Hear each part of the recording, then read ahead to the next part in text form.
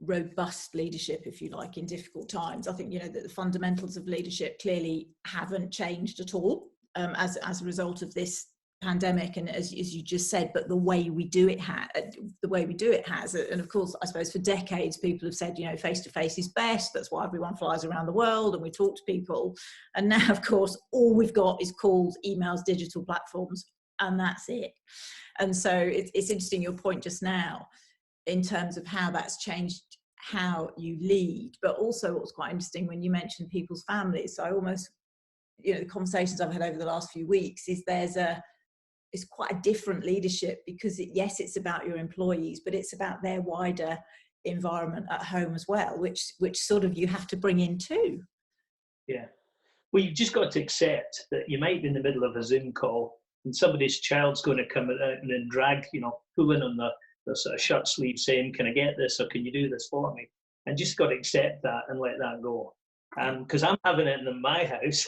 So I think one of the most important things about leadership right now is to put yourself in the shoes of the people, in your employees or your customers, so that you can see what they see. And we're all human at the end of the day. And I don't think anyone is untouched by this. It doesn't matter what kind of leader or what position you've got.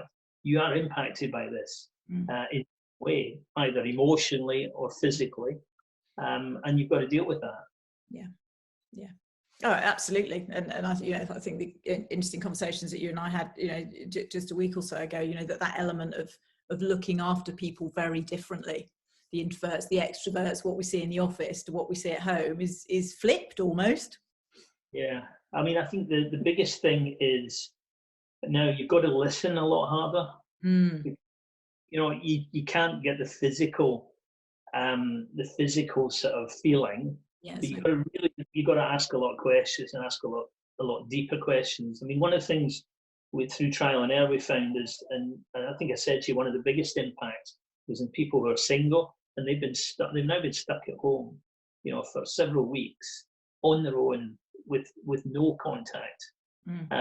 And they're the people that are real extrovert or introverted. They still, you feel it. And I really noticed that after the first week, I remember coming back on the Monday and we do these virtual tea breaks. And I really noticed the difference in the singles, because they had suddenly, they clocked off on Friday night and we had virtual drinks. Yeah. And then they had nothing to look forward to all weekend. And actually coming back to work was quite good for them, because it's but you suddenly realised, you know, we need to do something different to keep them motivated.